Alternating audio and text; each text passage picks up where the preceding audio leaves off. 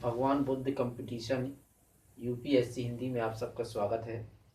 मैं रामचरण कुशवाहा खरेला महुआ डिस्ट्रिक्ट से यूपीएससी के ऑल सब्जेक्ट पढ़ाता हूँ। देखते हैं आज भारतीय रिजर्व बैंक। भारतीय रिजर्व बैंक एक केंद्रीय बैंक है, भारत का केंद्रीय बैंक है। जो भारतीय रिजर्व बैंक है इसे दो भागों में डिवाइड किया गया है। नंबर 1 अनुसूचित बैंक, नंबर 2 गैर अनुसूचित बैंक। अनुसूचित बैंक को दो भागों में डिवाइड किया गया। नंबर 1 वाणिज्यिक बैंक, नंबर 2 सहकारी बैंक। जो वाणिज्यिक बैंक हैं उसे भी चार भागों में बांटा गया। नंबर 1 विदेशी बैंक। जो विदेशी बैंक है वो 46 बैंक बनी है, 46 बैंकें बनाई गई विदेशी बैंक। नंबर 2 सार्वजनिक। जो सार्वजनिक क्षेत्रीय बैंक हैं वो 12 हैं। जो सार्वजनिक क्षेत्र के बैंक हैं वो 12 बनाए गए। क्षेत्रीय ग्रामीण बैंक 38 बनाए गए। निजी क्षेत्र के बैंक हैं जो वो 23 बनाए गए। ये वाणिज्यिक बैंक के अंतर्गत आते हैं। इसके बाद सहकारी बैंक दो हैं। नंबर 1 शहरी सहकारी बैंक, नंबर 2 ग्रामीण सहकारी बैंक। जो सार्वजनिक क्षेत्र के बैंक हैं 12, उसे दो भागों में डिवाइड किया गया। नंबर 1 भारतीय स्टेट बैंक और नंबर 2 अन्य राष्ट्रीयकृत बैंक, जो 11 हुए। जो अन्य राष्ट्रीयकृत बैंक हैं वो 11 हैं और एक बैंक है भारतीय स्टेट बैंक। चूंकि सार्वजनिक क्षेत्र के जो बैंक हैं वो 12 थे, 12 में नंबर 1 भारतीय स्टेट बैंक और 11 अन्य राष्ट्रीयकृत बैंक हुए। इसके बाद देखते हैं भारतीय रिजर्व बैंक एक केंद्रीय बैंक है जो अधिनियम 1934 के तहत 1 अप्रैल 1935 को लागू किया गया या इसकी स्थापना हुई। इसके लिए एक ऐसा बैंक बना जो सभी बैंकों का केंद्र बन गया। भारतीय रिजर्व बैंक में 5 करोड़ रुपए अधिकृत पूंजी सहमति पत्र दिया गया कि 5 करोड़ रुपए अधिकृत पूंजी होनी चाहिए, तो वह भारतीय रिजर्व बैंक में निवेश हो गया। इसका एक आशय यह हुआ कि यह पूंजी 100 रुपये मूल के 5 लाख अंशों में विभाजित करना था। यह पूंजी 100 रुपये मूल के 5 लाख अंशों में विभाजित करना था। 1 जनवरी 1947 को भारतीय रिजर्व बैंक एक राष्ट्रीयकरण बैंक बन गया।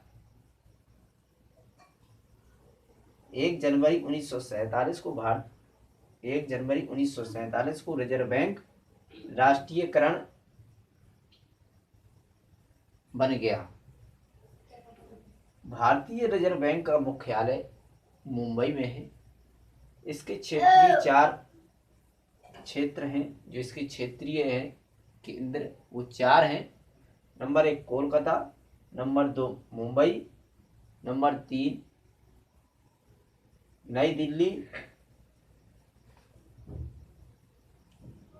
अब देखते हैं भारतीय रिजर्व बैंक की काम। जो भारतीय रिजर्व बैंक है उसके कार्य क्या थे। नंबर 1 नोटों का निर्गमन। जो नोटों का निर्माण कर देगा। तो इसमें देखते हैं कि जो भारतीय रिजर्व बैंक है वो 1 रुपया और सिक्कों को छोड़ करके सभी को जारी करता था, सभी को बनाता था। 1 रुपया और क्वेश्चन आता है कभी कभी 1 रुपया और 2 रुपये में क्या अंतर होता है, तो बस यही एक अंतर होता है कि 1 रुपया में भारत सरकार लिखा होता है और 2 रुपये में भारतीय रिजर्व बैंक ऑफ इंडिया लिखा रहता है। उसमें भारतीय रिजर्व बैंक लिखा रहता है क्योंकि भारतीय रिजर्व बैंक इसे जारी करता है, और नंबर जो 1 रुपया में होता है वो भारत सरकार उससे जारी करता है। इसलिए 1 रुपया तथा सिक्कों को छोड़ करके सभी नोट भारतीय रिजर्व बैंक जारी करता है। वर्तमान में न्यूनतम निधि पद्धति को अपनाता है भारतीय रिजर्व बैंक। 10,000 करोड़ रुपए से अधिक नए नोट जारी नहीं कर सकता है।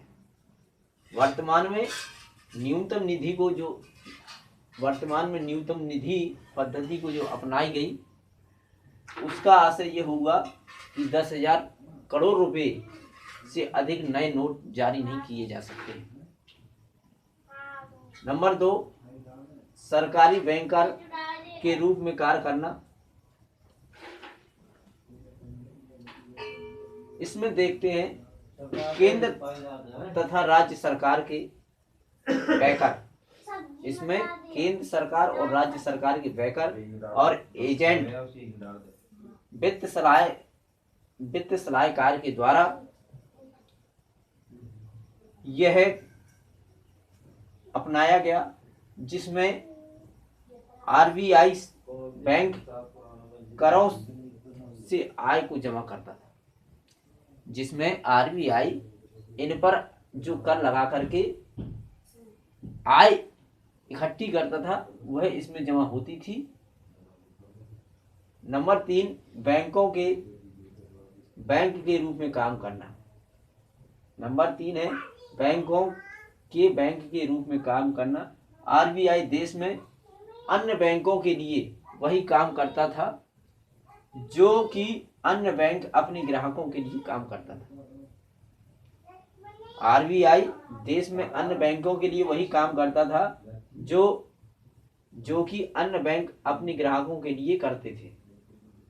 नंबर 4, साख नियंत्रण, नियमित स्थिरता, मूल्य स्थिरता और आर्थिक स्थिरता।